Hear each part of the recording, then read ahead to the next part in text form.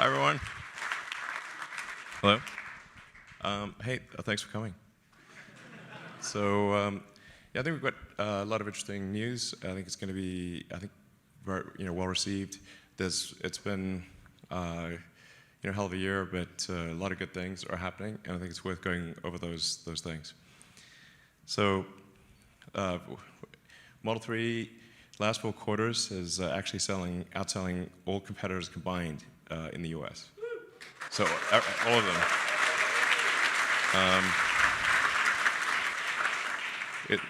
It's the highest revenue car in the U.S. and best-in-class performance. And it's actually the best-selling car by revenue including high-volume cars like the Toyota Camry and Honda Accord. So the dollar sales.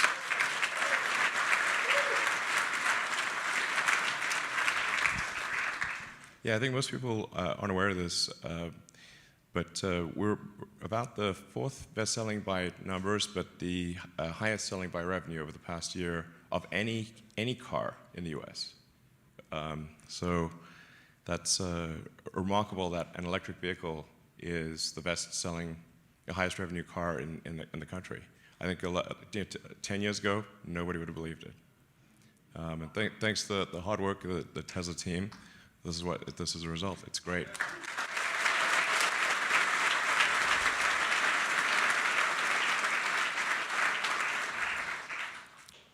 And as I said, in class, the Model 3 is outselling the Mercedes C-Class, the BMW 3 Series, the Audi A4, S4, and the Lexus combined. That's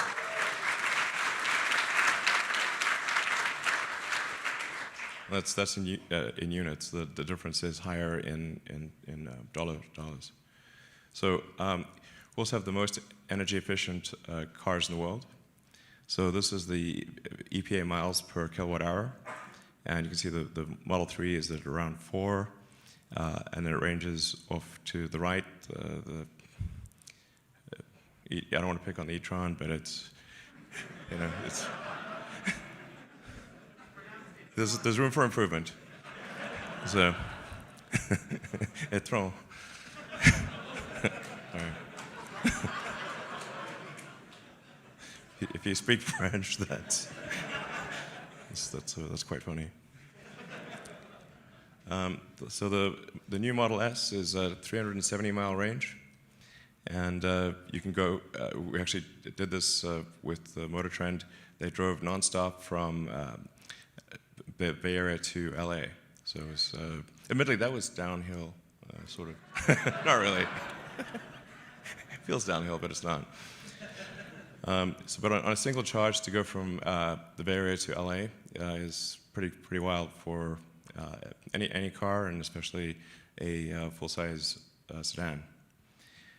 And then the new Model X range is 325 miles, despite it being a large SUV. It's worth noting that no electric car has exceeded the range of the first Model S that we came out with in 2012. So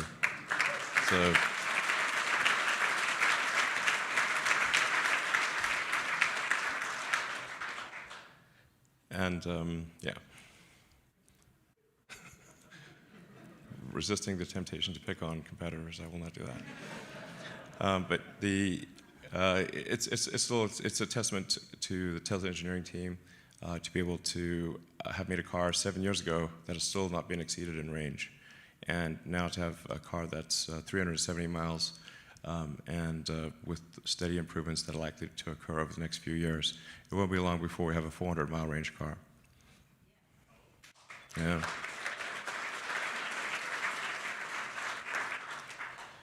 So we get this question a lot, and it's, I want to be clear, there is not a demand problem. Okay? It's absolutely not.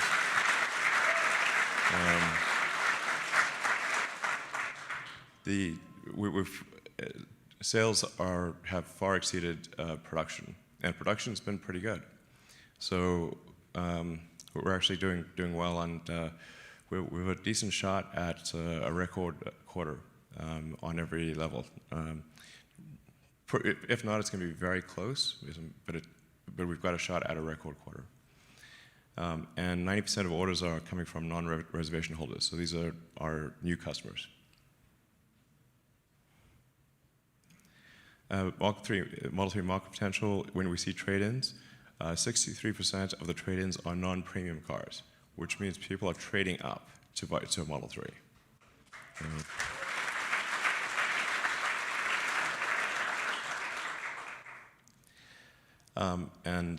Yeah, 12% are mid-sized sedans, 25% other premium vehicles. But it's just interesting that the supermajority, essentially, of the cars that are being traded in are non-premium. So it's just this is a lot of potential. And when people look at total cost of ownership, the actual total cost of ownership, because electricity is so much cheaper than gasoline, and the maintenance costs are much less. You don't need an oil change or filter change. You basically never need to change the brake pads because of regenerative braking. The actual operating costs of an electric car are much less than a gasoline car. And so it takes a while to educate people on this, because the easiest thing to look at is just the lease price or the purchase price. But when factoring in fuel and maintenance, it's actually buying Model 3 is like buying a Camry or an Accord. So better, yes, better from a cost standpoint. Yeah, it's a great car.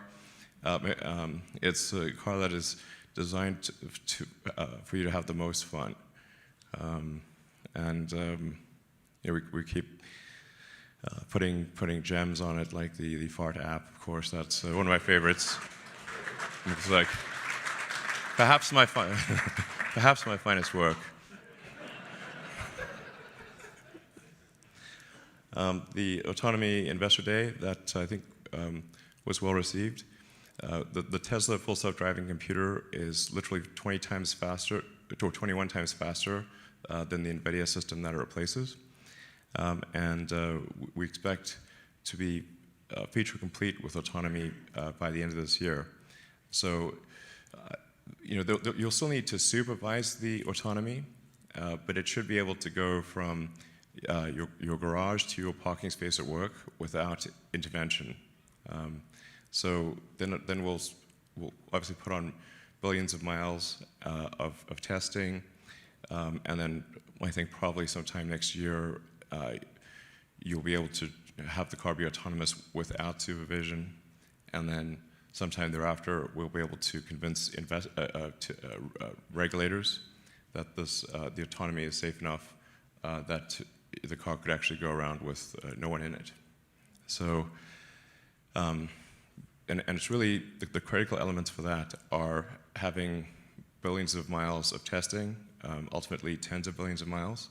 So having a huge fleet, having a very powerful AI inference engine, and that's the Tesla full self-driving computer, and then having the sensors in the car that are necessary for the car to drive, like being cameras in all directions, radar, ultrasonics, a good IMU, GPS, that kind of thing. So I think we've laid the groundwork here for a fleet that essentially every car made since October 16 is capable of full autonomy, in our view, with a replacement of the computer alone. So you just need to switch out the computer. Like a lot of people were puzzled as to how could I say that we would have like, 1 million robo-taxis by the end of next year. And it's if you sum up the vehicles made since October 16 and essentially switch out the computers for the ones that were made after the full self-driving computer a few months ago, we will have 1 million cars that are capable of self-driving. We'll still need regulatory approval, but the capability will be there. And this massively increases the value of the car. So, in fact, I think it's basically financially insane to buy anything except an electric car that is upgradable to autonomy. It's just nuts. You can see one country after another is putting dates on banning gasoline and diesel cars, and the environmental pressure to move away from fossil fuels is getting stronger and stronger. So it's just basically mad to buy a fossil fuel powered car at this point, because its long-term resale value will be less and less. And then it's also important to buy a car that is upgradable at least to full self-driving, because a car that cannot do self-driving will also be worth not very much. I've made this comment before, but like essentially, if you buy a gasoline car that's not full self-driving, this is like riding a horse and using a flip phone. I'm like, hello, this is not wise. So it's really, it takes us a bit of time to educate consumers about this, but I think people are starting to get it, and like. A car is a major investment for most people. It's often their most valuable asset. And if you're going to make a choice about your most valuable asset, you want to look towards the future and say, where are we headed? Clearly, we're headed towards electrification. Clearly, we're headed towards autonomy. And so that's the kind of car you want to get. So I think this is, people are starting to realize this. Then with the Model Y, this is the biggest segment of vehicles in the world is the mid-size SUV. It's 2.5 times bigger than the Model 3 market. And so we think probably demand for the Model Y will be greater than the S3 and X combined. We put a lot of effort into the efficiency of the car, getting an incredibly low drag coefficient. I think we might be able to get the drag coefficient actually lower than the 3, which will be is quite unusual. And the car has a lot of room inside. It's I think like a good sense of design or a good design principle is if the car looks bigger, it feels bigger on the inside than it looks on the outside. That is a good design. So this car is actually quite big on the inside. And then we expect to hit volume production towards the end of next year. Internally, we're aiming for sooner than that, but we want to have some margin on that timing. So, yeah. I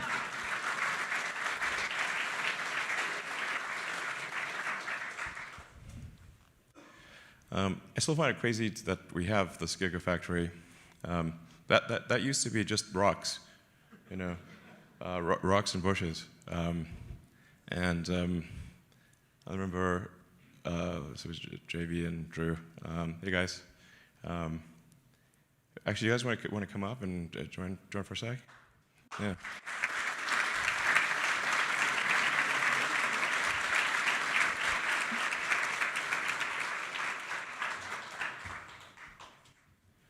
Yeah, I think it'd be good to, maybe you talk about the Gigafactory and, I remember when we were doing the calculations for battery capacity, and we're like, we need more batteries than all of Earth is currently producing.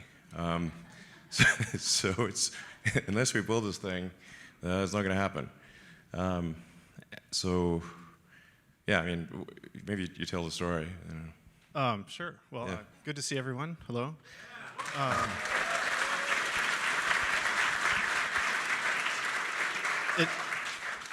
It was a pretty crazy story, and Elon and I were just talking about it recently, and it's sort of amazing how some really simple kind of napkin math could lead to such a kind of outrageous, result. I mean, as you just said, we basically did the quick math and looked at, okay, we're going to build, so many 100,000 cars per year and this many kilowatt hours per car. Therefore, 35 gigawatt hours of cells per year. Well, that's a huge number, and it was actually more than the entire world was producing for all applications, cell phones, computers, cars, everything, just a few years before that. So that was what kind of shocked us and said, wow, this isn't going to work unless we build an entire new facility to solve this ourselves. Yeah, if we're probably not going to get all the battery factories in the world, so therefore we better build this. Yeah, I mean, the crazy thing is this was basically, I think, 5 slides, and we showed a picture of a factory in the hills, and said to investors, we need money to build this thing, and they gave us the money, which was cool. And we built it. Yeah, we built it. And it happened. There it is, right there. It's really giant, and it's getting bigger. So, we have about 35 gigawatt hours of capacity potential at Giga right now, and then we're about sort of 70 or 80% of that capacity has been realized. So, I think there was a bit of confusion earlier this year because Panasonic said there was 35, and there's technically yes, but it's not 35 at max capacity yet. But it will be, probably, I don't know, end of this year or next, or early next. So, and then it's also lowest cost per kilowatt hour. It's half of all global EV battery production. So if you add up all the all electric vehicles in the world, all the batteries that they use, that's approximately equal to what we make at the Gigafactory. Wow. Yeah.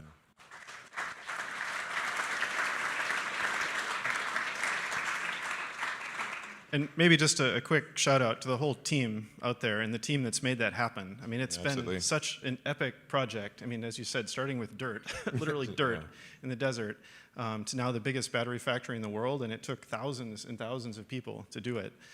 Kevin had a huge part in that, sitting there. So yeah, it's pretty amazing watching that happen, and I feel super proud to be part of that team. Yeah. It was a... yeah.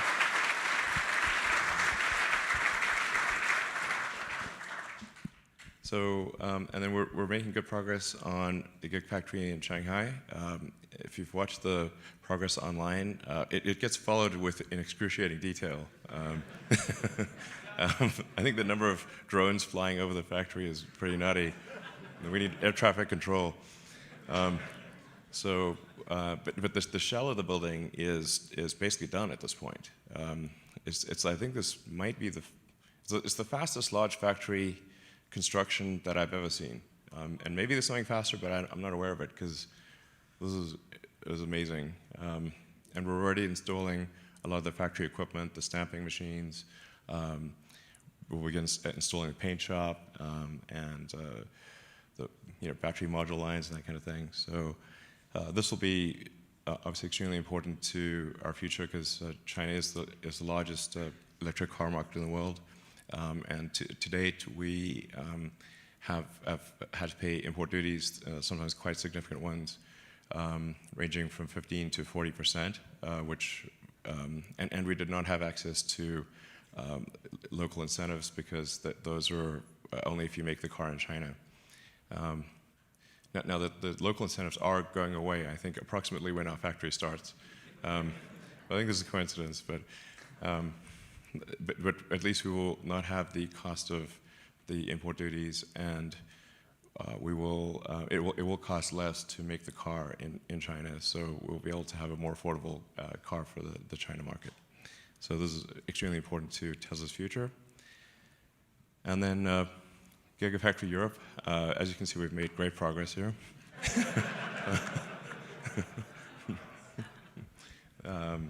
We just put this picture in like literally 5 minutes ago. This is deep planning here. This is not the actual place that it will be.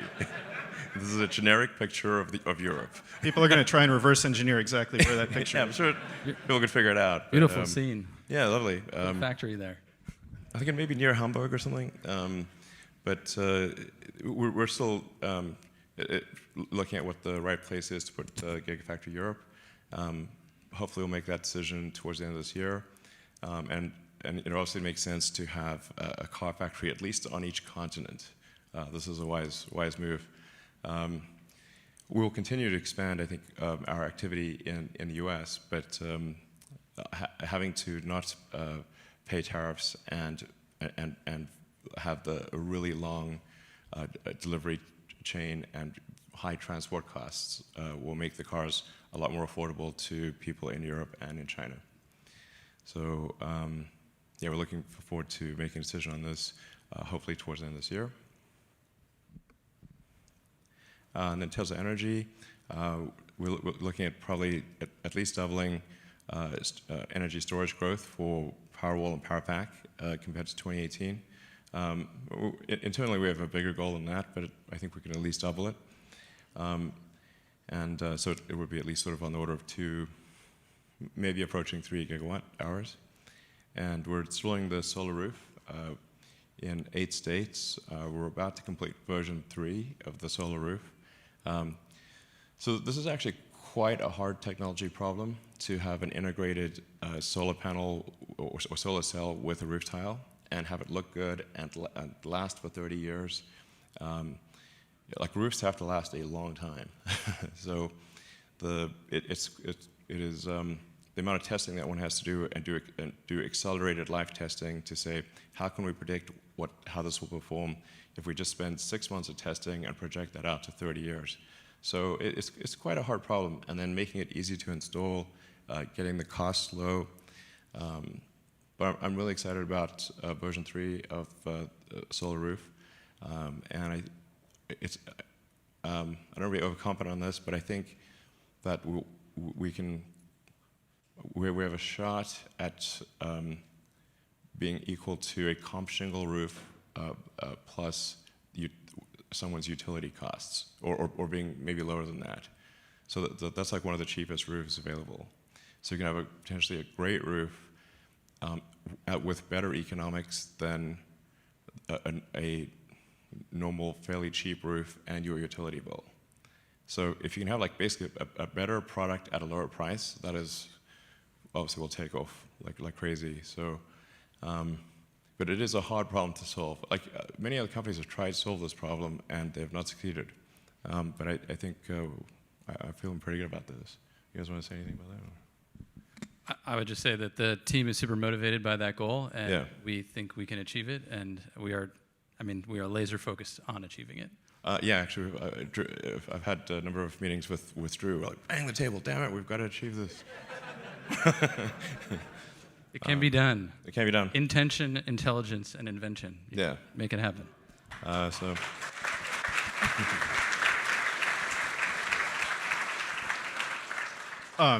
Maybe we should actually introduce Drew properly. Yeah, actually, sure. Sorry, sure. we kind of forgot to do that. Drew has been, this is your 14th year at Tesla, so yeah, Drew is not exactly a stranger.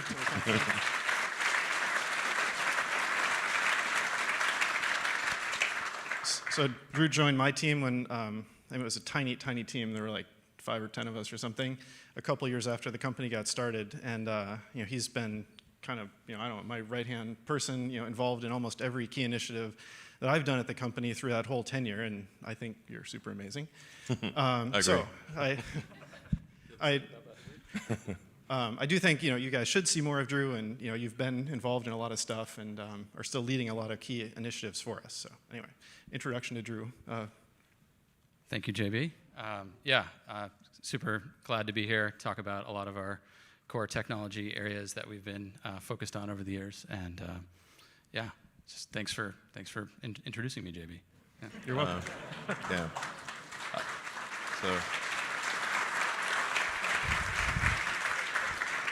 So yeah, I mean, Drew and his team have been really key to a lot of the powertrain innovations, battery innovations, and solar roof, and a number of other things. So it's always a pleasure having those engineering discussions, I have to say. Mutually, the feeling's mutual. All right. Yeah. Cool. Love you too, bro.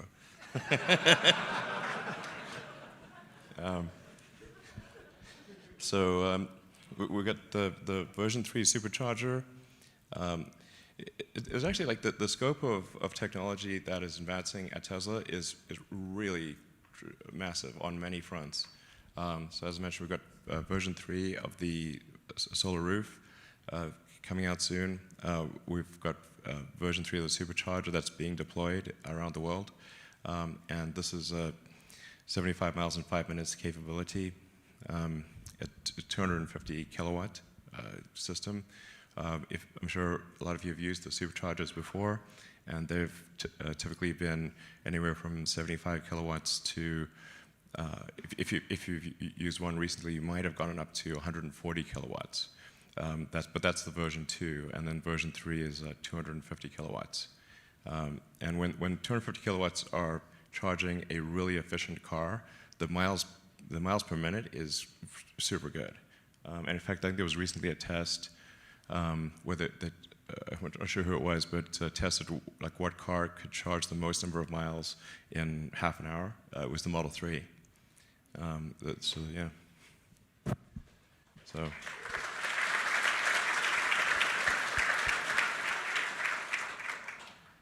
And then we'll be publishing new maps for the supercharger deployment. And we're finally going to get the Trans-Canada Highway. And for example, and then we're going to get Alaska too. So yeah, this map doesn't even include all of the locations. But really, like the two critical factors we've found for sales in any given region, and they're really obvious actually, are is there a service center within reasonable distance, and are there superchargers on all the routes that you'd like to take? You don't want to have like 80% of the routes, because then like, geez, what about that one trip that you can't do now? So you really want to have superchargers, and service centers are the absolute key to sales. And really, we can map our sales to, like, basically people are just like sensible. They're like, okay, you need to service your car, and you need to be able to travel conveniently on long distance routes. And so wherever we've got that, our sales are good. We also have to have good consumer financing and make sure pricing is competitive. But it's as soon as people see that, they buy the cars. It's pretty straightforward. Yeah, and so we'll be expanding the supercharger network quite substantially over time, and also enabling Tesla to use other high-speed charging networks. So you have like adapters for that. And the key is, like, when you buy a car, you're buying freedom to travel, and so you must have the superchargers, you must have high-speed charging, and then if the car breaks, it must be fixed quickly. I'm actually really excited about our mobile service. So we have mobile service vans that will come fix your car as soon as it breaks down. It actually will immediately send a note to Tesla Mobile Service, and will be on its way to fix the car. And so we're actually we trialed it in the Bay Area, and now I've extended it to the LA area and a number of others for tire repair. So we'll just come, the van will arrive, give you a new tire in half an hour, and you're on your way. It's like, it makes a huge difference. So that's, and we're adding things like bumper repair and minor collision repair.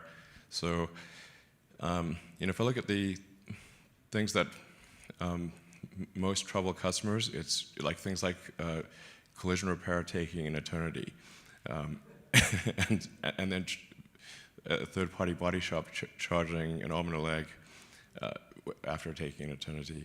So we're moving a lot of the body repair in-house at Tesla, and then even providing it on mobile service.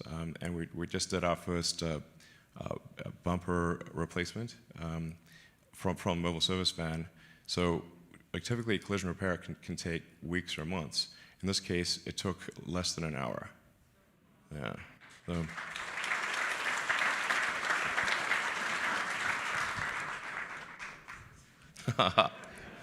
That's right, cyberpunk truck. Yeah.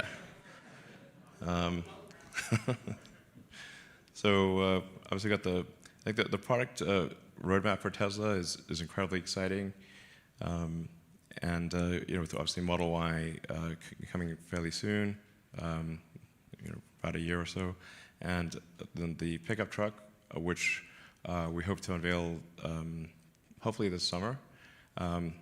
We spent a lot of time on designing the pickup truck, so it's. I think it's going to be great, and I think it's the coolest car I've ever seen. To be frank, I think not everyone may share that opinion, but worst case scenario, we'll build a normal looking truck. No problem. We know what those look like. So this is something that'll, if you're driving it down a road, just look like it came out of a sci-fi movie. So it'll be really cool, I think. And then the semi, which we look forward to getting into production, hopefully towards the end of next year. A lot of this also is dependent on our ability to manufacture a lot of cells and make a lot of battery packs. So there's not much point in adding product complexity if we don't have enough batteries. then it's complexity but without gain. So we're matching the product rollout according to the scaling of battery production. That's really the main limiting factor.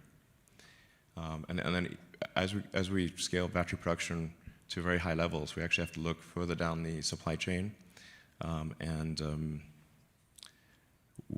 we might get into the mining business. I don't know, maybe a little bit at least. So we'll do whatever we have to ensure that we can scale at the fastest rate possible. So to this point, we are going to have a battery and powertrain investor day that hopefully this summer, before the end of the year for sure, because I think this is a big deal. I mean, I think if I were an outside investor, I would really focus on two things.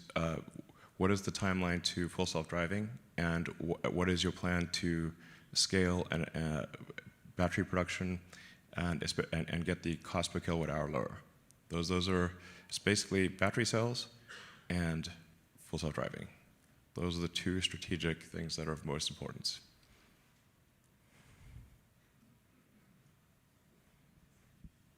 Haha, exactly. So these are questions that were asked online and then upvoted. They're actually really smart questions. Been really impressed with I think it's a say.com or say something, say anything. Yeah, so this is a key question: is we've got to scale battery production and match that to vehicle demand.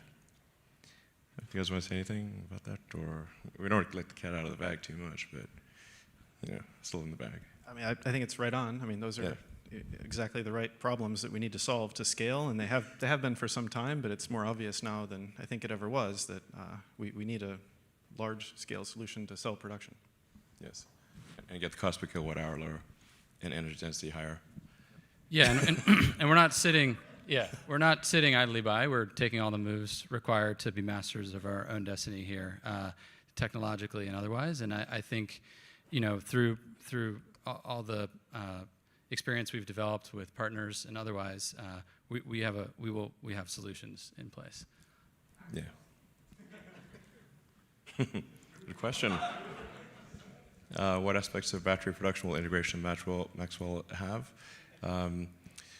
We think this is really quite strategic, but we'll leave the details of this to kind of the battery and powertrain investor day. There's some very important technologies there that I think will have a big effect on the cost and scaling of cell production, both reducing the cost and reducing the capital required to scale cell production. Everyone, yeah. You want to add to it? No, right on. Okay. Absolutely. Yeah. I'm sometimes a little optimistic about timeframes. It's time you knew. It's time you knew. Uh, yeah, optimism. I mean, would I be doing this if I wasn't optimistic? Jeez.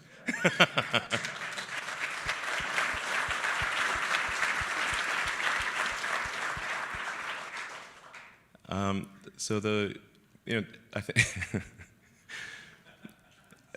we do actually have Advanced Summit out in early access right now, and we're making steady improvements to it. It's close to being amazing. It's not quite there, but it's close. There's a lot of complexity in parking lots, turns out. So it'd be very easy if you were like on open ground and you summon the car and it just drive to you. That's no problem. But if you've got to navigate through a parking lot and you're effectively going through a maze with a lot of obstacles and people moving and cars moving, that's quite tricky. But it's close to being magical.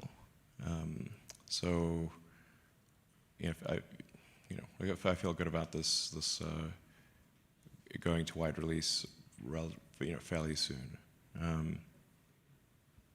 Yeah. So, yeah. I mean, you want it to be good. I mean, that's that's the simplest answer. It's got to be awesome. It's got to be awesome and super safe. So, they can't be. We don't want to like run anyone over, or that would be bad. So, man, it's tricky. Like if you make the car really sensitive, then it just goes paranoid and then doesn't move.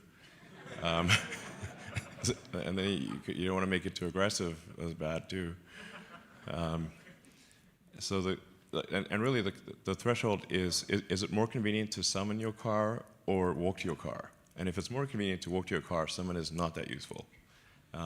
So it has to move reasonably fast, certainly faster than you could just walk there. Then status of Tesla insurance, we're pretty close to being able to release that. We have a small acquisition that we need to complete, and a bit of software to write, but it won't be long before we release that. Yes, pickup truck event probably sometime towards the end of summer would be my guess. We're trying to create something here that is really new and not just derivative of all the other vehicles on the road. And we try to create something new, and it's not just basically a copy of the form factor of everything else, but you still want it to be great. It's very hard. This is a very hard thing. And our goal here is to have something that's more functional than an F-150, which is a great truck, and top-selling vehicle in the U.S.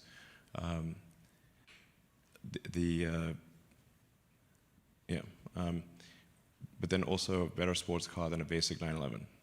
So that's a hard one. But it's physically possible, so I think we can do it. Yeah.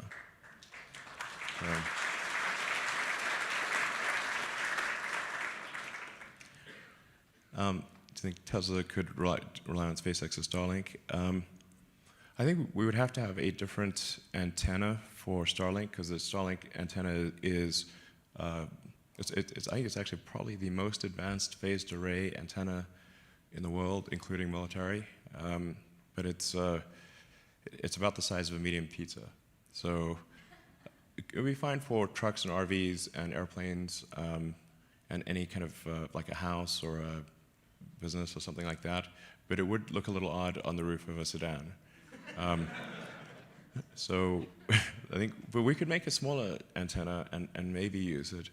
But I think most likely we would continue to rely on the cellular networks. The value of Starlink, the main value of Starlink, is providing low latency, high bandwidth access to sparse and moderately sparse like relatively low density areas. So we like basically rural or semi-rural areas, places that don't have connectivity right now.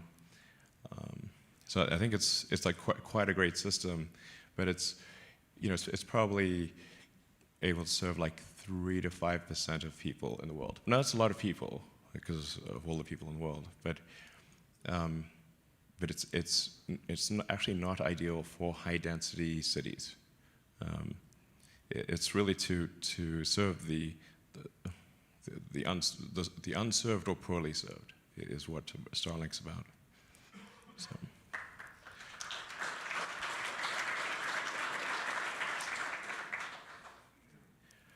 We're going to have tiny wipers. I think actually probably just applying some hydrophobic coatings will most likely solve this problem. So we had this issue with the front radar where if you can accumulate ice and snow on the front and then the radar can be obscured.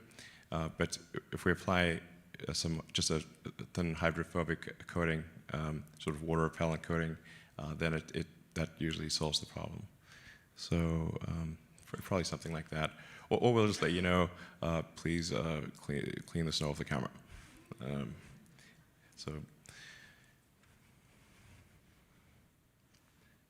So we feel good about demand. That's I think not a major issue. Profitability is always challenging if you're a fast-growing company, and I think that the scale at which Tesla is growing is hard to appreciate. But I mean, last year we doubled our fleet. So we made as many cars last year as we had in our entire history. And this year, it's going to be pretty similar, at least sort of 60 to 80% growth of the total vehicle fleet, maybe more than that. So it's hard to be profitable with that level of growth. We could slow down, but then that would not be good for sustainability and the cause of electric vehicles and solar and storage and all that. So,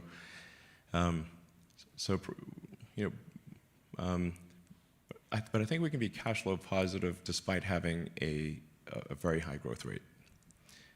So, yeah.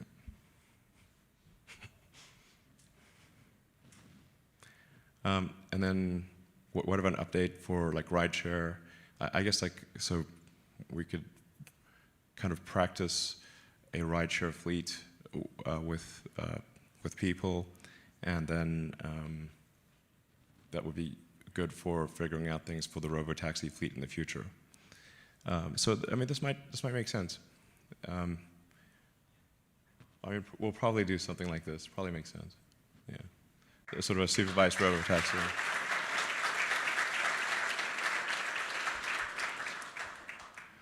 And then yeah, we're happy to take questions from the audience.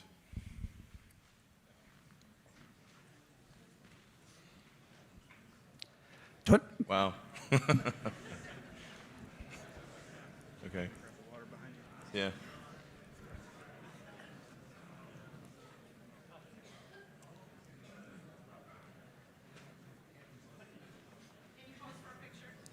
Haha, sure. Wait, I didn't get it. Do it again. All right. Yeah. So.